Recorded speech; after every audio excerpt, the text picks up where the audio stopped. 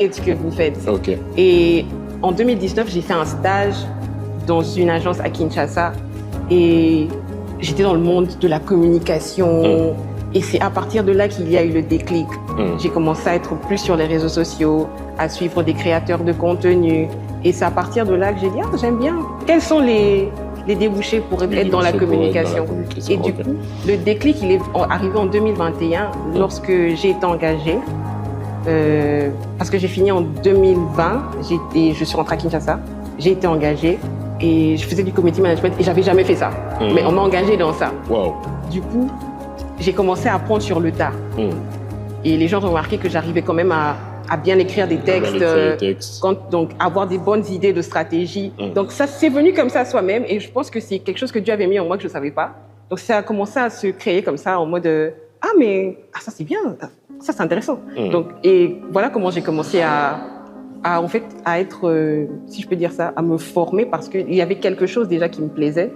Et en 2022, je me suis assise, j'ai dit, et pourquoi pas me lancer à mon propre compte? Et c'est ça la beauté du community management, c'est que tu n'es pas forcément obligé de travailler pour quelqu'un. Tu peux travailler pour quelqu'un, mais avoir ton propre compte à côté et gérer les réseaux sociaux d'autres personnes. Tu n'es pas obligé de travailler forcément avec une agence de communication ou une entreprise. Donc, je pense que c'est ça. La passion, elle est vraiment venue du fait que je me suis rendu compte que j'étais à l'aise dans ça. Moi qui ne connaissais rien, je savais juste... Moi aussi, j'étais comme les autres avant. Je pensais que en fait, être community manager, c'est juste poster sur les réseaux et répondre aux commentaires, booster. Donc, moi-même aussi, je pense que j'ai appris sur le tas, mais ça m'a beaucoup passionnée. La passion, vous entendez? La passion ne va pas vous faire dormir. La passion va vous pousser à déplorer ou à mettre votre feedback de côté. Exactement. Alors, la dernière question, ça sera le mot de la fin. Qu'est-ce que vous pourrez dire aux gens qui veulent se lancer en community manager? Parce qu'il y a des gens qui se disent « je booste ceci, cela » et ils se limitent à ça. Alors, quel conseil donnerez-vous à ceux qui sont déjà dans ça et ceux qui voudraient se lancer aussi dans le community manager? Déjà, les gars, je vais vous dire ça clair. Commencez d'abord par être patient. Avant même la passion. Ça revient, la patience. Je vous jure que si tu n'es pas patient, j'aimerais trop vous montrer où est-ce que j'ai commencé, mais c'est pas possible parce que actuellement c'est pas la même chose. Je gère un compte TikTok. J'ai eu du mal à passer à 100 abonnés. Et quand j'ai atteint 100 abonnés, un jour j'ai posté une vidéo juste comme ça. J'étais désespérée et tac, je me réveille, j'avais même oublié. C'était pour un client, s'il vous plaît. Je viens sur TikTok, je vois plus de 90 notifications et je suis là, je me dis mais qu'est-ce qui s'est passé ici? Et on est passé là, on est à 2K. En 3 mois, on est passé à 2K. Quelqu'un qui en 3 mois. Oui, 3 mois avant, on n'arrivait même pas à passer 100 abonnés. 3 mois plus tard, vous êtes à 2K. 2K. Donc, en fait, c'est déjà, il faut être patient. Si vous savez que vous produisez du bon contenu, restez patient. Parce que tôt ou tard, votre contenu va finir par être vu. Exact. Et surtout, n'ayez pas peur de poster ce que vous avez. N'ayez pas peur de montrer ce que vous faites. Parce que ça, c'est important. Il y a des fois, on se retient, on se dit, regardez ce que l'autre fait. Mais si tu ne postes pas déjà ce que tu fais, comment tu vas faire pour t'améliorer? Il faut commencer quelque part. Donc, commence quelque part, accepte que ton contenu ne soit pas forcément qualitatif comme celui des autres.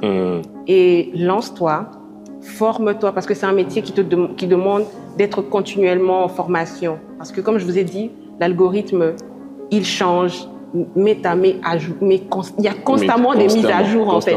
Donc, il faut vraiment se former, se tenir au courant des trends, qu'est-ce qu'il y a, et aussi...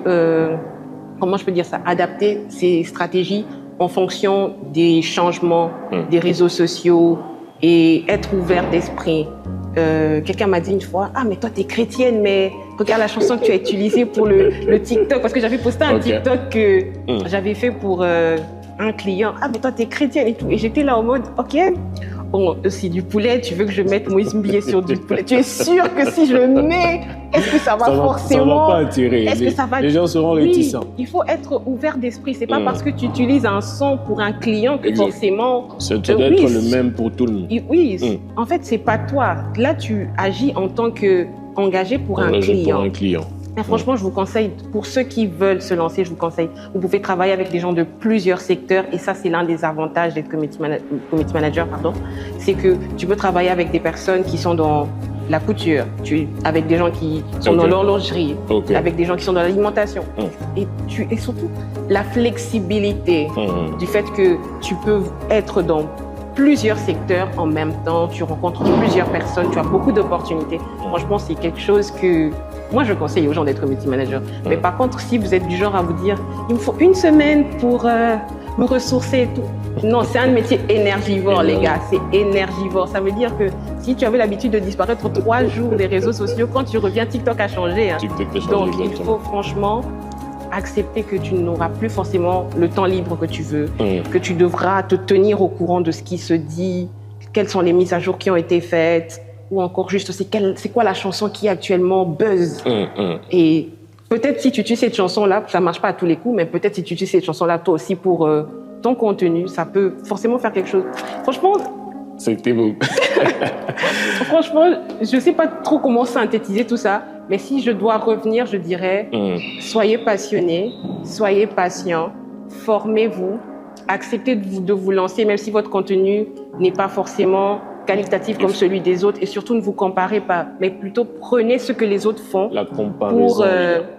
Ouais, il faut vraiment pas se comparer. Et ça, c'est quelque chose que moi, je lutte encore avec, pour être sincère. Il faut pas se comparer et surtout accepter de commencer quelque part. Parce que si tu commences quelque part, tôt ou tard, tu finiras par t'améliorer. Mais si tu ne commences jamais en te disant je ferai quand je serai au niveau, mais si tu ne commences pas, comment tu sauras que tu es au niveau? Donc, c'est un peu ça. Commencez, soyez passionnés, formez-vous, mais aussi ne vous comparez pas. Madame Estelle, c'était un plaisir en tout cas. C'était un plaisir pour moi aussi. Je pense que les gens ont appris appris par rapport au community manager qu'on appelle CM en sigle. C'était Madame Estelle Diaté qui est passée pour nous parler de son expérience en tant que community manager. À très bientôt. C'était un plaisir.